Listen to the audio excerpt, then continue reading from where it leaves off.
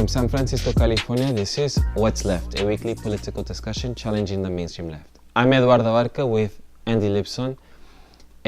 Before we get on onto today's discussion topic, I wanted to welcome new listeners and also remind folks that you don't need to go back and listen to all of these episodes in sequential order. You can listen to them as you please to whichever topic is most convenient for you. As it relates to the topic that is most relatable to you, that you might find to need get a little bit more information or discussion point to launch off into your kitchen conversations with other family members. We have 26 episodes now, so a lot to look over. Mm-hmm. Now, I shouldn't have put in this mint in my mouth. This is the first episode where Eduardo's decided to kick off the episode with him having stuff in his mouth. So, this is an all-new high for us. Okay, I'm trying to store them in my cheeks. You're in full sorry, this mode. Is not. I'm sorry, I didn't think this mint was huge. I should have taken your cough drop. All right, so let us. Okay, this is why we would not work well with MSNBC. All right. Quick note, very quickly. Please subscribe. Please continue to subscribing. Continue to rate us. Continue to review us on podcasts, iTunes, Stitcher, BitChute, Google Play, and you can always see any of this on YouTube. I wanted to also quickly just state to anyone out there in the Chico area in California that people have been suffering, and I wanted to tell my friends, two friends of mine from England contacted me and asked me how am I doing. So I wanted to tell them that I am fine. I'm a little selfish here with the video, but I do want to also state that everyone that is going through this horrendous catastrophe here in California, it is really, really, really sad that this is happening. So I want to express my condolences to everyone, especially the people who are being dislocated because of the fires. Right. All right. So. And probably there are prison workers who are fighting these fires who are getting paid nothing. $1, $2 a day. Yeah. So more injustice. Mm-hmm. So. They're saving California, but they're going to go back to prison after their jobs are done. Mm-hmm. Please check out our prison strike video episode that we had done on this as well. Right. So the topic for today. We'll be discussing the significance of the midterm elections. Much ado about nothing. Okay, hold on. Okay. Hold on. Already ready. Yes, Andy. We were expecting when I say we is because I think I consider myself to be part of a little bit, I put one foot into the blue party and one foot out. Mm-hmm. So when I say we, I meant myself, not Andy, because he is part of the red. Well, red is for Republicans. I suppose you gotta get a different color. So you need another cyan color or something. I don't know. But this past week we were expecting the blue wave to happen. So we will discuss the significance of it. So that is, I don't know how else to put it, but to have more of a, I think it was a half and half for Republican victories and Democrat victories. I hope that we will delve into also the significance of a wave of also new people who are into government that are going to change the way that demographics look like in Congress. So maybe we can touch on those as well. Of course, whatever you choose. Whatever I choose. Yeah. All right.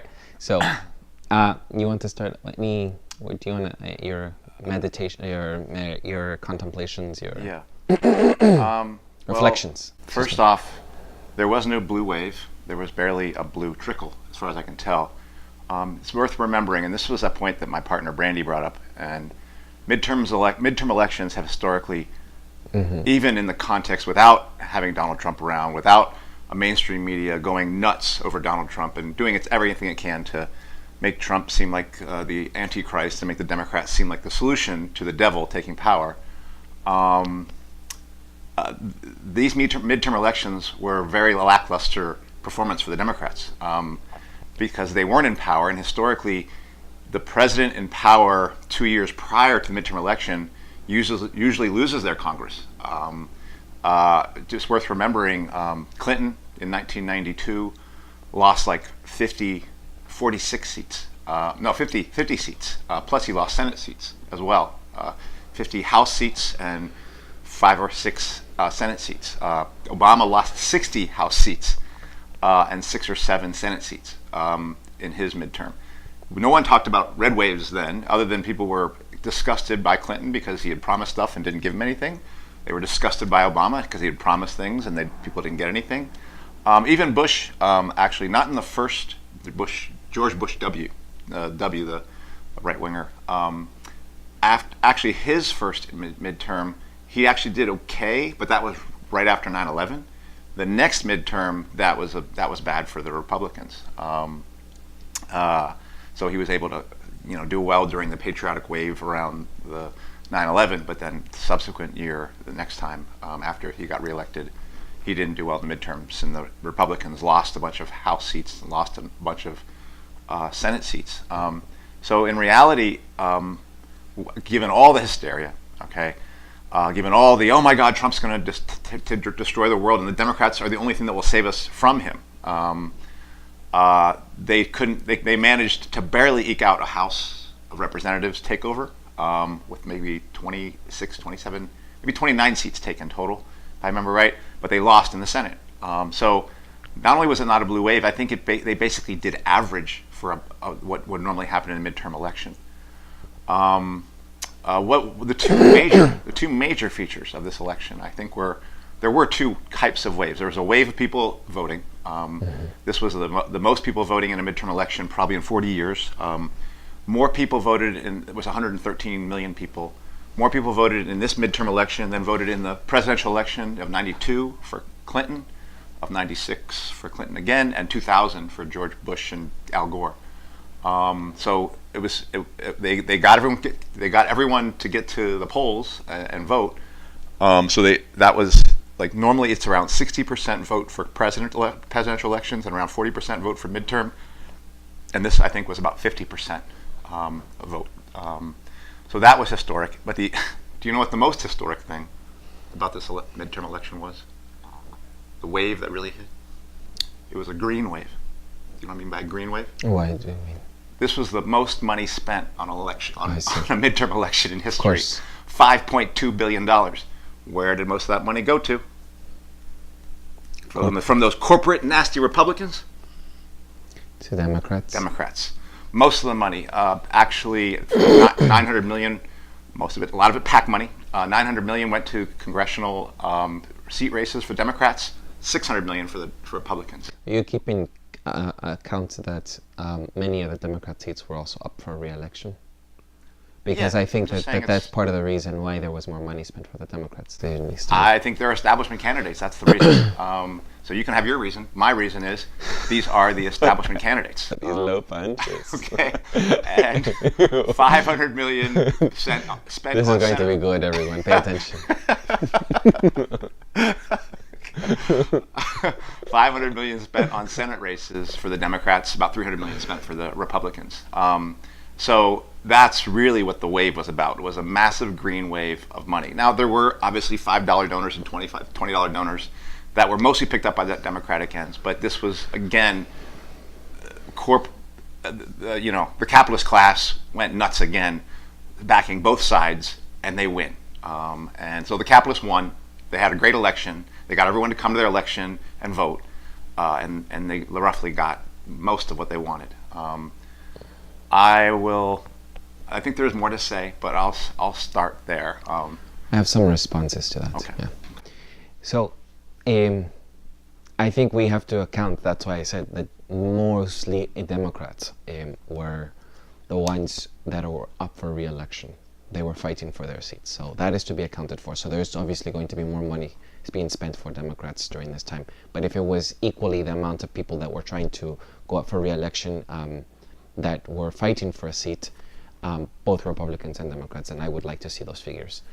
The other one is that there were many candidates now that are trying to do what Bernie Sanders did, which was very historic, to be able to see that most people are now donating instead of candidates taking out super PACs, like Beto O'Rourke, who's largely funded by, well, mostly not just by the states, but nationally by a lot of small donors and people that were trying to fund his election without having him take a super PAC, which brought him $30 million and outspent really Ted Cruz, who had our large corporation back him up. So I think that there is that as well to count. I think that in this so-called democracy of the United States of the USA, of America, I don't know how else there is going to be any way for candidates to run, even socialist candidates or grassroots moved, mobilized candidates, without having to spend so much money, even if it is coming from small donors. To run as a candidate is one of the most expensive things to do in this country now. So I expect that those numbers will continue to increase as we continue to move on. And I don't know how sustainable that would be for people, because there's only so much you can do as a person voting and supporting the candidate you want to see. And corporations will always beat small donors. We are large in numbers, but people are also just feeling this division, but they're also feeling exhausted. I think that it's coming. I feel it this way, that people are going to feel exhausted eventually, to be able to constantly be reminded that the most important elections are here and you have to put all your energy into 1 month.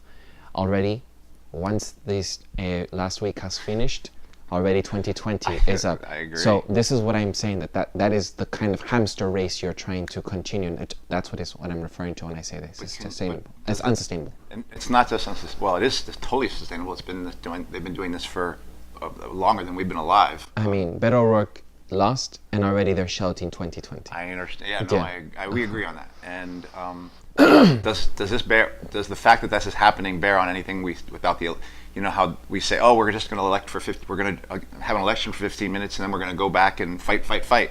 No, this is what they do. They ratchet everyone up for the next round. They say, oh, we almost won. We did have a bit of a blue wave. It wasn't as much of a blue wave as we wanted, but this sets us up for 2020, and then there's going to be a big fight within the Democratic Party, pragmatism versus ideas.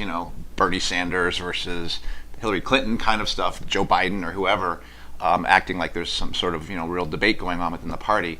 But then they're going to get us all. They're going to get everyone to. Already, they're getting people to not focus on their own struggles, not even focus on their own demands, focus on Mueller, the Mueller investigation. Yeah, Mueller investigation. If there was collusion with Russia. Yeah. Right. And the thing I put this. There's a tweet by Randy Weingarten. She's the president of the American Federation of Teachers, the president of all the teachers unions in this country. And her tweet the very day of the election was, today we vote, tomorrow we protect Mueller. Okay? That, Robert Mueller is a John Ashcroft, George Bush appointed FBI Republican. He was the head of the FBI, and the president of the American Federation of Teachers is trying to get us to go out and to protect the guy who was at the head of saying that Iraq is responsible for the terrorism, so we have to go invade them back in the day, was John Ashcroft's best friend. And no one was, everyone knows that this guy John Ashcroft was a crazy, conservative. And what else? Oh, and he's Mr. NSA. He's into the surveillance state. He was very critical of Snowden and wants that guy arrested.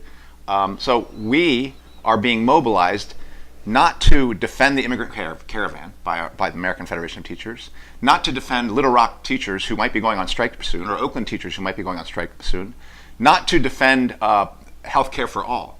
We are being mobilized by the president of the teachers union to defend Robert Mueller so we can become anti-Russian zealots, nationalists, and defend the FBI.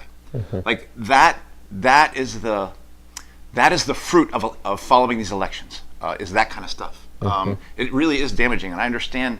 Well, I just think it's really important to spell that out. Like, and the thing you've said is really important, which is they've already, like, the next day they were getting us to The same day. the same. Okay. The same way. I heard it already, like in many of the people, the Democrats who had lost. It's the following day or same day, it's the same thing. It's just already it's the next hamster race to try to have this racing towards, and that's what I'm calling unsustainable. Yeah, I don't think it. I think it's very sustainable as long as we stay on it, and they get us to stay on it by making us by getting us to think that this is the only thing we can do, and this is the most important day of our lives is Tuesday, November 6th, and Tuesday of June sometime, and then Tuesday, November 2020. You know, and it's entirely sustainable. Apparently, you know, I mean, I don't think capitalism is sustainable, but they can get us to do this over and over and over again. There's been this has gone on for decades, and we have not been able to break out of the cycle. And even it's worth actually talking about the balance sheet of the so-called progressive candidates. There was I read a statistic on it. There was about 100. So, you know, the Justice Democrats or the Democratic Socialists of America. There are caucuses with them, these are the progressive caucuses. I think they endorsed about 104 candidates. 44 of those candidates won their primaries. Only 12 of those candidates won their elections. 5 of them were incumbents. 7 of them that weren't incumbents, only 2 of them. Alexandria Ocasio-Cortez from, where's she from? New York. And then Alana Presley from Massachusetts. Those are the only 2 candidates who represented, from that group, who represented almost an insurgency, where they defeated a Democrat who was an incumbent, who was like the mainstream person. Everyone else represents something that is like a known quantity. So that is the balance. That is the accomplishment of the so-called blue tide within the blue wave that was, you know, the progressive tide within that. They've accomplished 2 candidates, and frankly, we both have our questions about Alexandria Ocasio-Cortez and Alana. I was looking into Alana Presley's positions. She doesn't have that many good positions on things. Like, nothing spectacular, nothing that would even remotely resemble open borders or U.S. out now or anything. Like, she's been accused of being anti-Israel, but I don't think she's that anti-Israel in terms of she's not that pro-Palestinian. So it's the weakest tea of all. It's tea to the point where there's no tea leaves in it. It's just hot water, and there's really nothing to show for all this work that's been done by the progressives to fight to win the Democratic Party over. I think when I was discussing this with some of my friends, they were asking me, there is a difference between the Democrats and the Republicans. And I was saying that they are the same. Okay.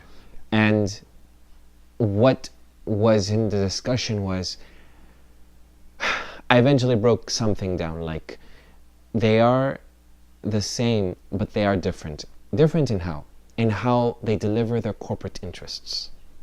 This is how they are different. You get one like Trump that is just blatant, just crude deliverancy of corporate interest, oligarchy, or you have maybe potentially a Harvard, you know, well-polished deliverance of the same thing, but in a different deliverance to you that is very much in favor of to maintain this capitalist system and the oligarchy. Correct me if I... my words. But what I'm trying to say by this is that I do think that there, in this way, and having laid that out, that is a difference.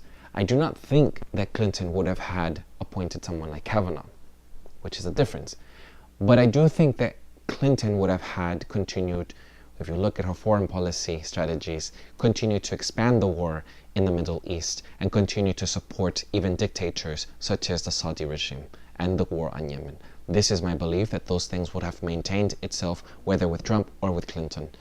But the difference is, yeah, there are slight differences. Would, in a Republican-owned Congress, would she have picked someone as progressive as a judge? She might have picked someone that wasn't like Kavanaugh, but picked someone that was moderate. And again, it is just sort of a way to do these compromises within the Democrats and the Republicans, which is a corporate coup d'etat against the working class. And I would think that when you think of Democrats, I have held my nose many times and picked out the candidates that I just do not want to. And like I said, the last video of the, I'm trying to lesser of two evils. Lesser, not better. Not the better. Lesser of two evils. Yeah. Yeah. And that is what normally you're out to go do for these people when you are in this binary system. You're stuck. I think that when we look at their strategies, we can criticize as well, Andy, all of them.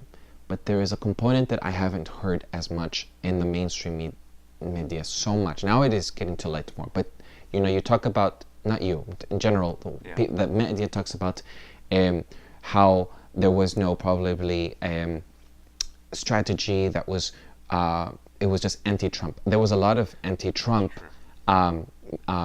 rhetoric. Yeah. I'm not like Trump with some of the strategies, right? Which some people try to stay away from. They said 63% of the people that voted because of Trump, they were saying. Right. Like, I think that was something, basically, whether it was for Trump or against Trump, it was 63% of the electorate, when they polled them, were really there because of Trump. Mm-hmm. And there were some also other messages that were trying to be delivered in order for people to come out and vote for them. But ultimately people feel as if they're in this, should I vote because of this? It's just contentious. I should vote anti-Trump, but I'm not sure, and they vote against their conscience. One thing I want to point out constantly, though, to people is not just strategy, is also that the voter suppression has to be accounted for. There are boxes and boxes of provisional ballots still having to be counted in Georgia for Stacey Abrams and for even Andrew Gillum, who himself conceded. He shouldn't have conceded. That was ridiculous, yeah. And then all of a sudden they're like, it's less than 1%. You can go up for re-election. Unconceded since then, right? Is that right? He said that, he didn't say that, but yes, he has since said we will go up for, not re-election, I used the wrong word, for a recount. Which I believe that Stacey Abrams. Okay, Stacey Abrams had to, Andrew Gillum, I think it's Gillum, but I don't know. Had to take on what Stacey had done, which is not concede. I think she knew that this was going to happen. So she did not concede, and she said, we refuse to concede until everyone shows up for voting. This system is so stupid. One, because as an outsider being Mexican, I do not understand, one, to begin with, why you all vote on a Tuesday, a work day. That is the first. I know why, I saw the history as to why. But it's so stupid to me. In Mexico, we vote on the weekend, and we do not allow liquor shops to sell liquor. Because it's supposed to be, and they make it into a festivity. In Australia, they have it like, it's like almost like mandatory, and this is a $20 fine, which we can discuss about. That's really regulation again on the people or not. Yeah. But what I'm trying to say is, like, there are more vote places where you can vote, and it's more participatory is what I'm trying to get at. So first, the weekend thing should have been established, or some holiday, or some sort of way for people to incite to vote. Secondly, the machines are outdated. It is incredulous how they use these machines. There was a hacker, conference, where they were testing voter machines, I saw on YouTube, and 7-year-olds, children could hack into them to break into them. They're completely unsafe. And completely open things. Yeah, I will link some of these so that people can see that it's just ridiculous. First of all, the system that we are using.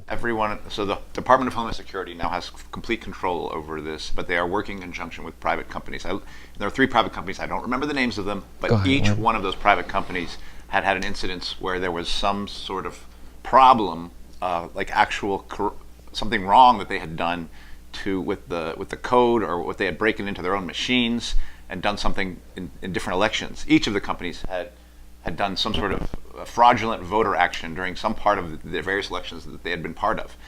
So all 3 of the companies have a history of some level of corruption within this, and to me, we don't have an election system that's in any way secure or really, it's not an honest one in so many different ways. Regardless of the idea of just money deciding it, in many ways, the votes themselves are, I think, unsafe. Are completely They're unsafe. just Almost arbitrary, it seems like. and then there's the gerrymandering that I had discussed already. Then there's a voter suppression for ID laws, and then there's demanding addresses for Native Americans that have only PO post office box, PO boxes. PO boxes. Thank you. And if you're a felon, you might not be able to vote. And it was overturned in Florida, right. which is a good was, thing. That was actually a good vote. You see, had you been in Florida, would you have voted? I don't know. I mean, there are similar things here, but again, I just think it's... But I wanted to point out, that is what I wanted just to first point out. The other thing I wanted to point out in transition from that was I am struggling still. Like I said, doesn't mean I will not vote, but I am struggling still with something that we had already started off last discussion. How do we... I think it's not an all or nothing. How do we vote and still do something other than just pouring our energy into campaigns? I think these conversations like what we are having here, I think that the conversations that many movements are having and the sparked working unions of getting people mobilized, like the teachers' red wave that we had earlier this year. I think that it is difficult for me to, and I had said this to let go of saying, to state that one should not vote. You know, there is this thing within me that I feel as if I just struggle with it, and it's a follow-up conversation that we had from last. But with all that we have said, I do not think that the answer is not voting. I think that there is this thing. How do I describe? Hold on, let me articulate, and then we can edit, because I always have this thing that I'm trying to articulate my thoughts.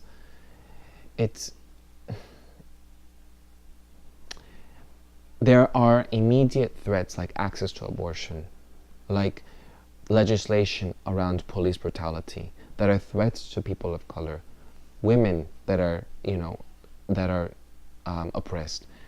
And to some, it seems like these immediate threats cannot be afforded to some group of people because they are more impactful to them than they are to us. And I think that when you have your chance to vote against inaccessibility for abortion being cut off to you for the following month, like there were some legislation that were passed that in case Wade versus Roe is overturned, that they're already beginning the fertile land for that, to cut funding, to limit the access.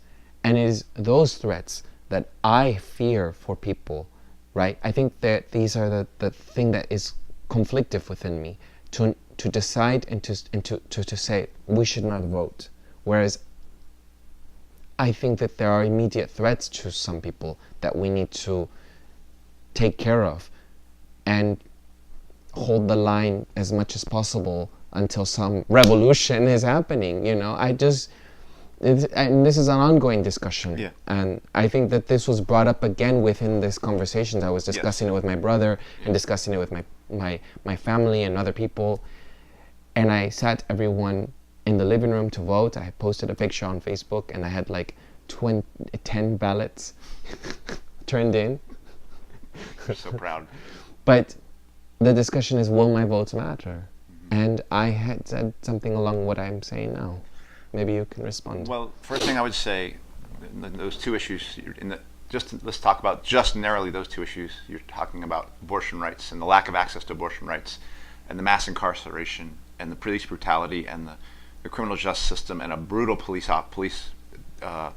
apparatus, which criminalizes communities of color and poor communities, poor whites, poor blacks, mostly poor people, basically. Sure. But, that system, those problems were delivered to us through the voting system. The lack of access to abortion rights was all these Planned Parenthoods were shut down, many of them during the 90s under the Clinton regime. Same with the doubling, virtual doubling of the prison under population under the Clinton. So it was these problems were delivered to us through voting. They weren't. The voting was not the solution. It literally was the way that the wheels were greased for allowing the working class to go to sleep and allow all this stuff to happen and it to be justified. Because remember, it wasn't just that Clinton did it. Clinton then justified it. And then the people who did vote for Clinton have to then say, well, I have no choice because my candidate, my party, has essentially gone with it. So you either break from that party or you essentially compromise on your ideals. And we know what most people have decided to do. The vast majority of people, unfortunately, have gone in the way of compromising their ideals. And this is a giant gift to the ruling class to get the working class to give up on its own independence, on its own ideas, on fighting for its own stuff.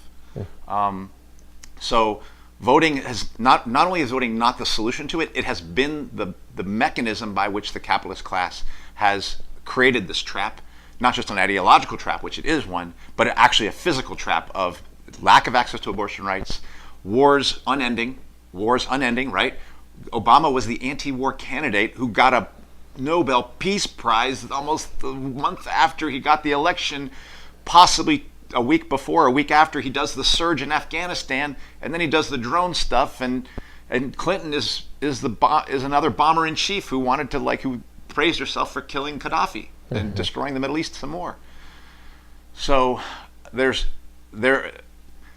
guess I will say this: there are 365 days in the year. The least important political act you can take this year is on November 6, 2018, going to the polls and pulling a thing. That is the least important political act you can take this year. That's what I want to say. At the very least.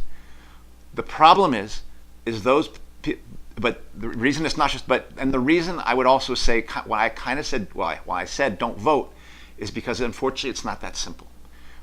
Everything they do to get move your hand over to that thing, all the things they do in your head, all the things that they do to tell you this is so important, all those things they get you to draw that line between one arrow to the other arrow in your voting, don't just get you to stop to do these things prior to the election.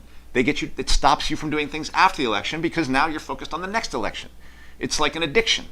And really, the things we need to be doing are for me, and I would hope for other workers, it's about, okay, how are we rebuilding our union? How am I organizing my workplace?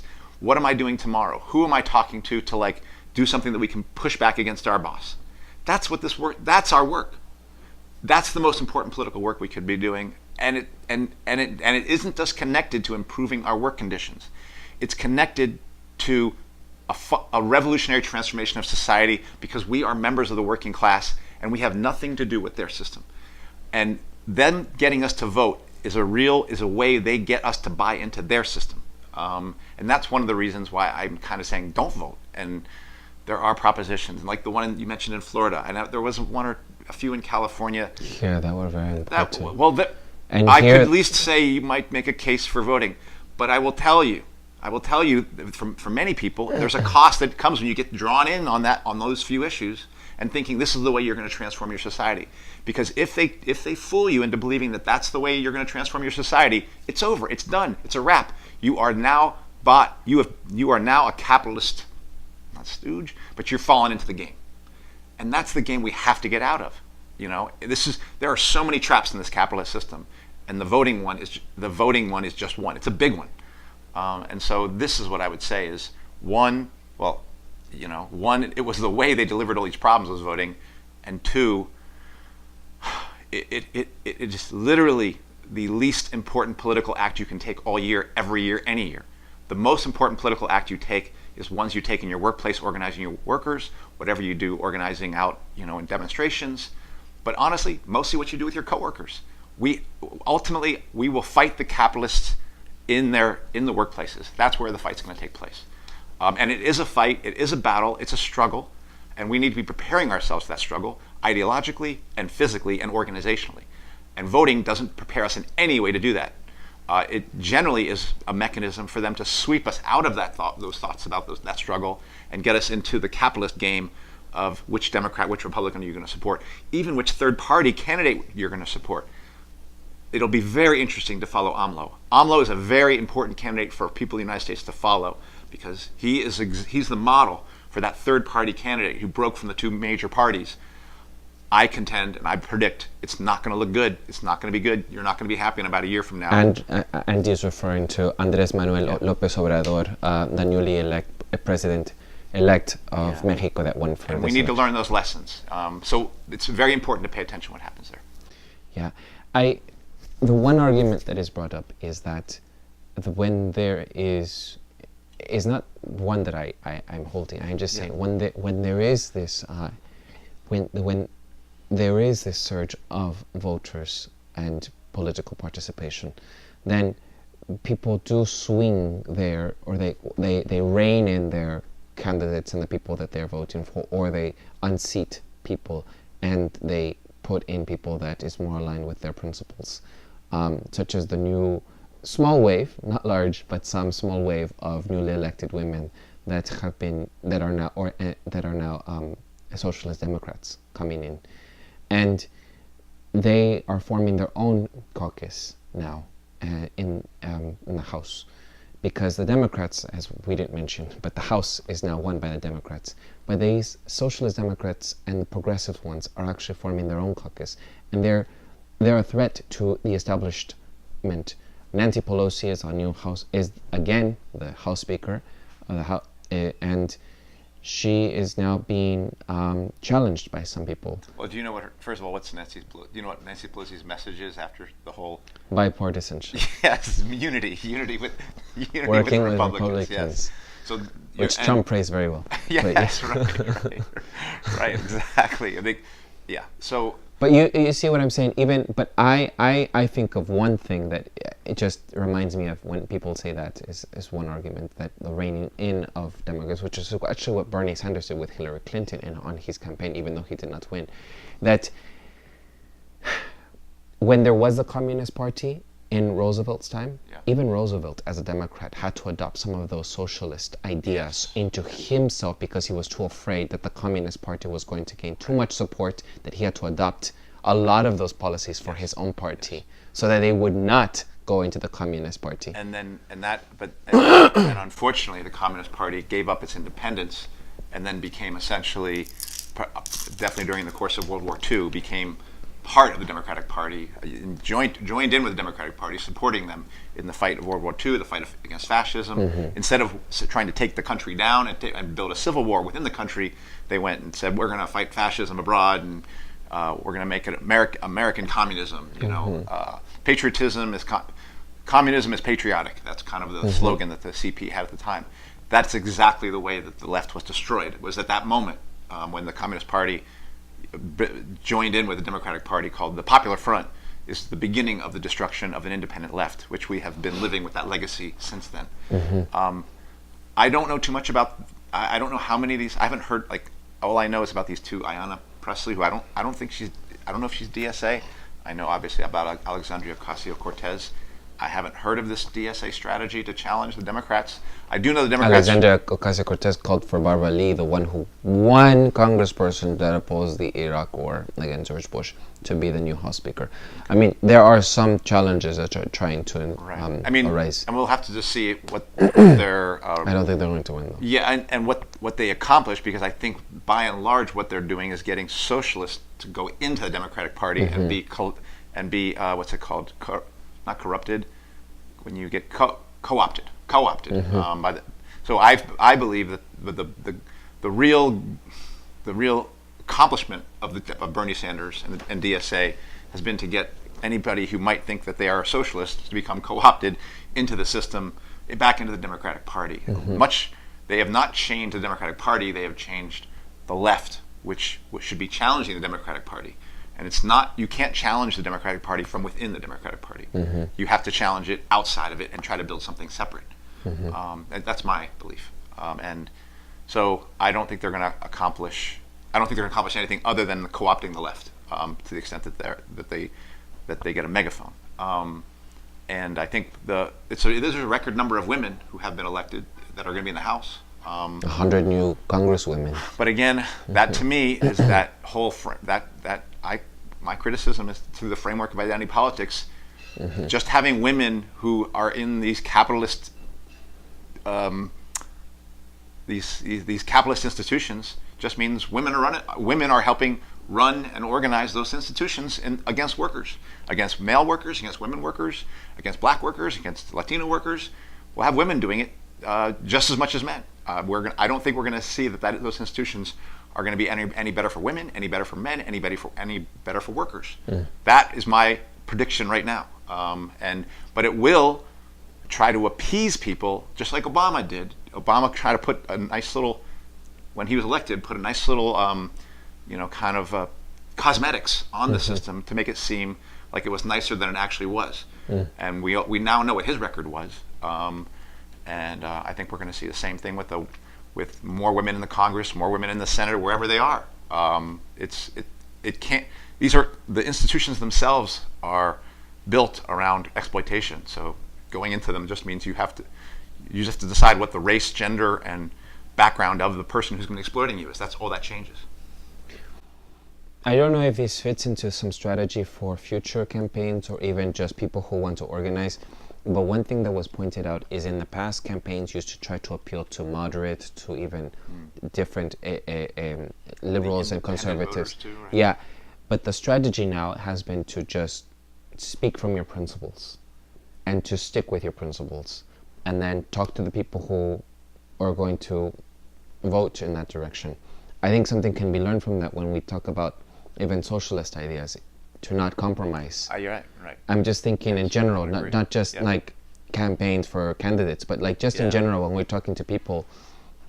When you stick to your principles, when you talk about things that you're not looking for compromises that will engage people. You have to sort of, this was something that was learned, that was continuously talked about, that you talk from your platform from which you believe from. Correct. And you stay there. Yeah. And you do not try to move to try to appease some, or you just stick where you are and you ground yourself and you continue to talk. And maybe people might not understand in the beginning because they're so inundated with information, or they're conservative or liberals and identity politics play in, but you sort of continue from that, and then you will then eventually have people sort of process what you're trying to communicate, and then they will find themselves in that. Yeah.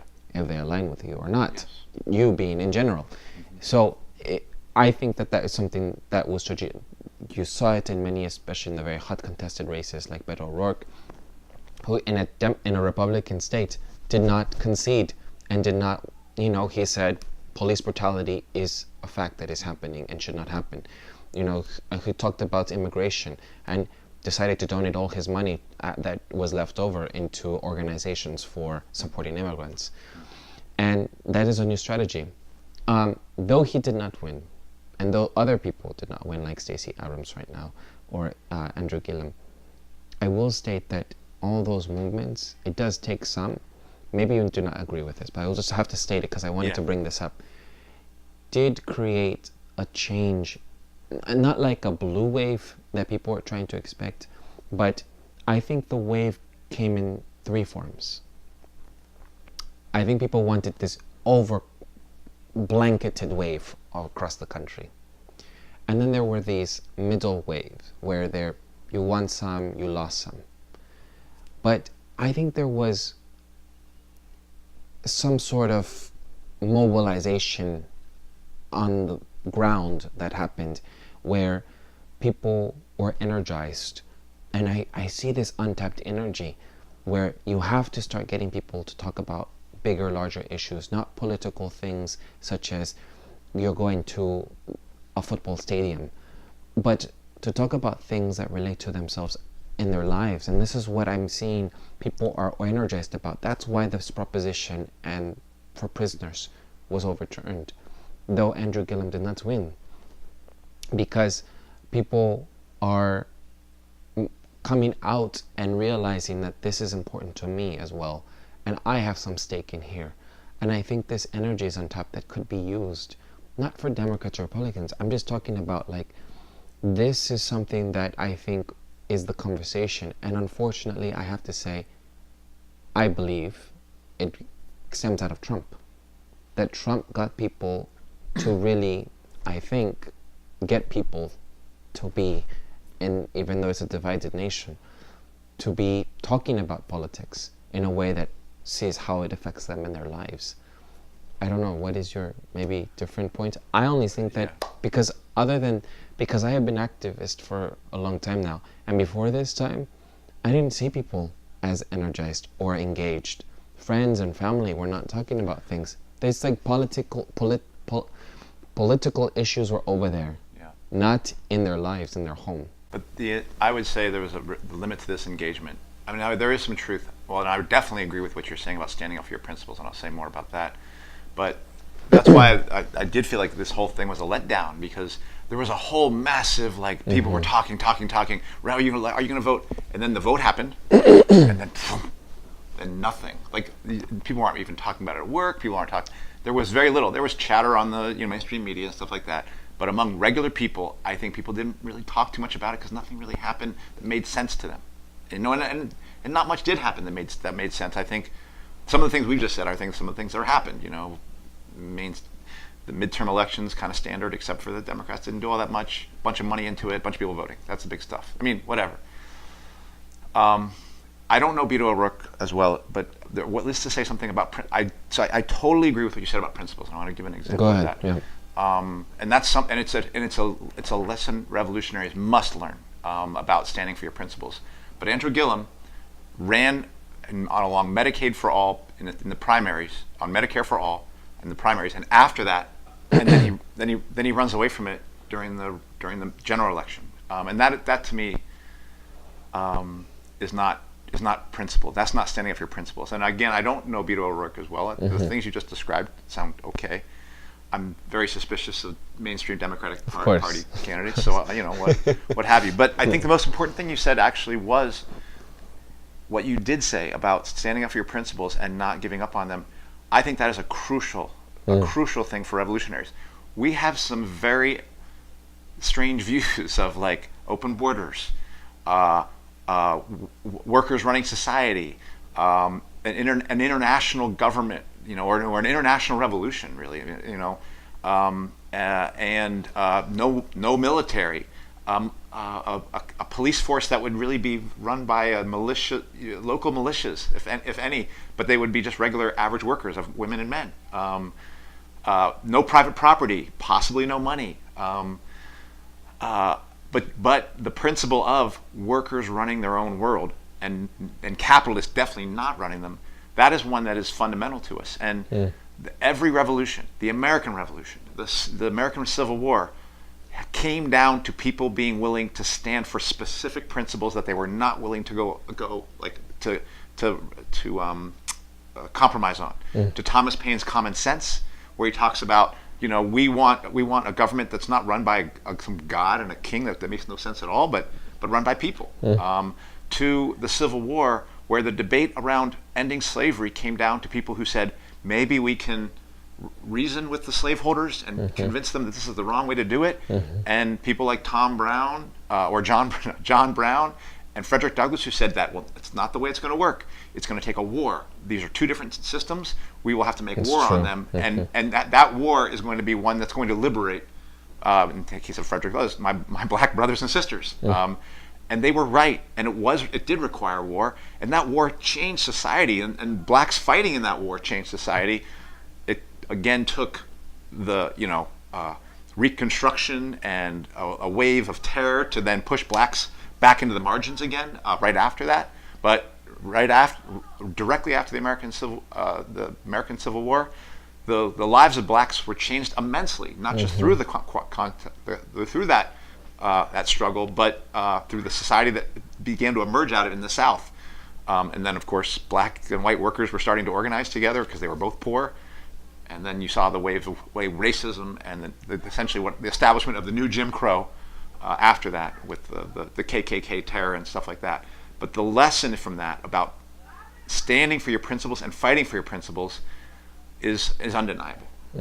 And we don't have to learn that from Trump. I don't actually think Trump has principles per se, although I do think... Does he even think? Well, I do think he thinks what he has gotten away with is he's lied less to his base than Obama did.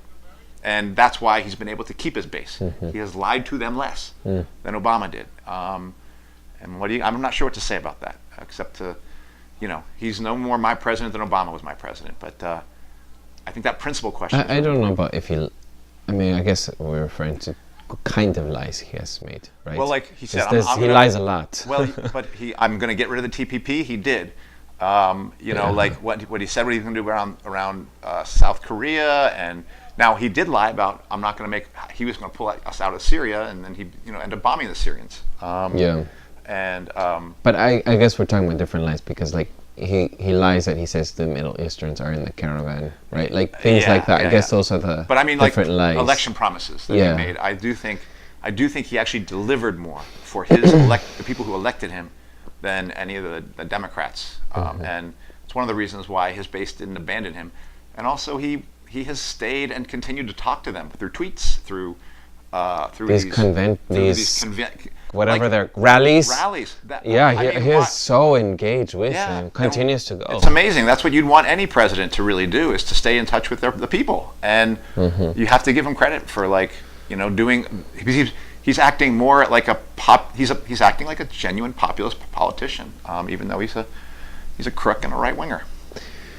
Well, here's where I think that personally sometimes I have a little fear of, like, we were talking about principles. I think it's how we deliver them as well. I think that there is something about delivery. It's just, I think it is challenging, especially in this day and age, if you say something that, even that might cause contention. I think, especially the left, we have said this before, and I want our new listeners to know this, that dialogue is challenging when you stick to your principles. I know that I have said some things that were not necessarily very offensive, but in some meetings or talks when I have visited some political groups, it can be a little bit like, ooh, I don't know if you can, it's just so you want to say that, but standing by your principles is sort of bringing out those conversations, and which is, I think, what we're trying to do here. Yes, I agree with that, and I think the people who do watch and listen, I think they appreciate when I stick to my guns and you stick to your guns, even if we don't agree, and also if we don't, I don't break my relationship with you by virtue of us disagreeing. Yes, it's like that's going to be very important for the left to stop personalizing these things so much. So that is a big part of why we started doing this, is to try to talk about a new way of engaging in politics. Don't give up on your principles, and don't be afraid of somebody who's not giving up on their principles and who's not immediately agreeing with you. That's a person who has principles that through the course of struggle, maybe you'll change their mind, or they'll change your mind. But don't be afraid of somebody's principles, because at least they have them. And that's what's important, is people who actually stand for something. And now it's just a matter of us kind of working it out in time, So that I think is important. Yeah. So that tidbit I think is wanted to add. I think that's it for our midterm election discussion. Yeah. And I hope that many of I personally hope that the recount of votes will produce some outcome that is reflection of what the people wanted and who voted. I am very happy that there were some things that were overturned, like this prison. Again, I refer back to that, where prisoners or ex-felons, or returning citizens, can vote again. And we will see what happens next. But it isn't, I think, for me, I'm not into the 2020 train. They are starting. It's like you're right. The very same day. I said the next day. I was late. It was the same day. You're right. 2020 elections. Here it comes. Jesus Christ. So anyhow, I think that I'm not ready for that yet. Well, people are ready for that. I'm doing something else. Yes, and I would say everyone else, just do something else. Try to find something else that's an expression of your politics. And because there's nothing there that's inspiring, and there's not going to be anything there that's inspiring in my mind. But we will be talking about it in a year from now. And all the topics will continue to be debated. Yeah. We're moving on. We're. So thank you for those great reviews we got from, I think, some mutual friends of ours. Those were great reviews wrote on iTunes. We appreciate it. And if any other people want to write reviews on iTunes, we would really like it. As we would welcome comments as well on YouTube or BitChute. So thank you very much for those reviews. Yes, please subscribe, rate, and review, please. You saw what the one reviewer said about from Hawaii. Yeah, from a marriage counselor. Yes, I remember this one. And I'm like the divorce. I thought you meant like the one for the other one that was given by our mutual. Yes, no. Contact. That one that cracked me up. He's the marriage counselor, and I'm the divorce lawyer. So thank you so much for that review. These are our stark differences, but we still get along. You see. Yeah. Do we know what we're going to do next week? I really don't know yet. Maybe we can discuss people's indigenous rights and sovereignty when it comes to Thanksgiving, because it's coming up, People's Indigenous Day, which you didn't go when I invited you. Edit that out. 5 o'clock in the morning to Alcatraz. Yes. But it's coming up. Yeah. And it's not just because of Thanksgiving. We can do like maybe something related to that. Okay. Thanksgiving special or something. Or people indigenous. Our favorite pumpkin pie recipe. Oh yeah? What's left of the pumpkin pie? Yes. What spices you use. Yeah. All right. Thank you all very much, and we'll see you all next week. All right. Bye-bye. Ciao.